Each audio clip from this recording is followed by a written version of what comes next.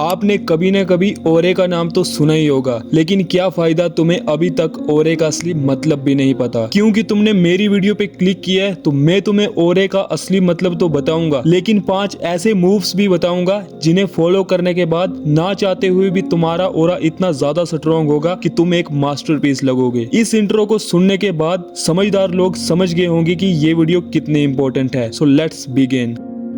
ध्यान से सुनना। ओरा इज इक्वल टू होता है तुम्हारी प्रेजेंस का दूसरों पे पड़ने वाला ओवरऑल इम्पैक्ट। मुझे पता है कि तुम्हें अच्छे से समझ नहीं आया, इसीलिए एग्जाम्पल से समझो। अगर कोई लड़का एक फंक्शन में इंटर करता है और बिना बोले ही लोग उसकी तरफ देखने लगते हैं और बोलते हैं यार इस बंदे में कुछ खास बात है या इसका ओरा बहुत पावरफुल है, जिससे उसे रिस्पेक्ट और वैल्यू मिलती है और लोग उसकी तरफ अट्रैक्ट होते हैं, तो यही उसका असली ओरा होगा। किसी का ओरा सिर्फ फंक्शन में ही नहीं बल्कि स्कूल, कॉलेज, फंक्शन या कहीं पे भी हो सकता है। अब तुम्हें ये पता है कि ओरा क्या होता है और इसका होना कितना ज्यादा इंपॉर्टेंट है, तो इसीलिए अब मैं तुम्हें 5 ऐसे मूव्स या 5 ऐसे पॉइंट्स बताने वाला हूँ जिससे तुम्हारा वीक ओरा भी बहुत पावरफुल हो जाएगा। मूव नंबर 1 है कॉन्फिडेंट वॉक। ये तुम्हारे ओवरऑल ओरे को इम्प्रूव करने में बहुत ज्यादा हेल्प करेगा। कॉन्फिडेंट वॉक के लिए तुम्हें इन पॉइंट्स पे ध्यान देना है। सीधा पोस्टर रखो, अपने शोल्डर को स्ट्रेट पीछे की तरफ रखो, चेस्ट को नेचुरली ओपन रखो, हेड अप करो, सामने की तरफ देखा करो। तुम्हें ना ज्यादा तेज चलना है और ना ज्यादा स्लो चलना है। सबसे इंपॉर्टेंट है अपनी बॉडी को टाइट नहीं रखना है, नेचुरली रिलैक्स रखना है। अपने हैंड्स को ओपन में नेचुरली मूव होने दो और एक प्रोफेशनल वॉक करो। मूव नंबर 2 है eye contact. Naturally eye contact तुम्हारे कॉन्फिडेंस, प्रेजेंस, ट्रस्ट, रिस्पेक्ट और लीडरशिप इंप्रेशंस को क्रिएट करता है। देखो, बात करते और सुनते टाइम तुम्हें एक आई कॉन्टैक्ट रखना है, लेकिन ऐसा नहीं लगना चाहिए कि तुम किसी को घूर रहे हो। बस 3 से 4 सेकंड आई कॉन्टैक्ट के बाद तुम नेचुरली इधर उधर देख सकते हो और फिर दोबारा से अपना आई कॉन्टैक्ट कर सकते हो, लेकिन फेस को रिलैक्स रखो। आंखों से गुस्सा या चैलेंज वाली वाइब नहीं आना चाहिए।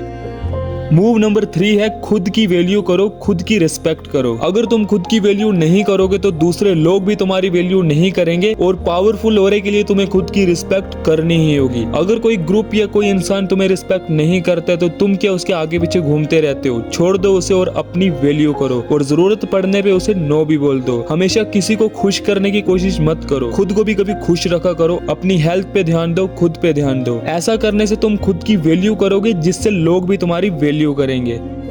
मूव नंबर 4 है अच्छी ग्रूमिंग। अच्छी ग्रूमिंग तुम्हारे ओरे और पर्सनैलिटी को नोटिसेबल इंप्रूव करती है। ग्रूमिंग से सिर्फ दिखावा नहीं बढ़ता बल्कि लोगों का फर्स्ट इंप्रेशन भी स्ट्रॉन्ग होता है। अच्छी ग्रूमिंग के लिए तुम्हें सबसे पहले अपने फेस के अकॉर्डिंग क्लीन हेयर स्टाइल रखना है, अच्छे क्लोथ्स पहनने हैं, सिंपल और क्लीन, और ओवरऑल अपनी हाइजीन पे ध्यान देना है। इससे लोग तुम्हें नोटिस करेंगे और तुम्हारे आसपास रहने में कंफर्ट फील करेंगे।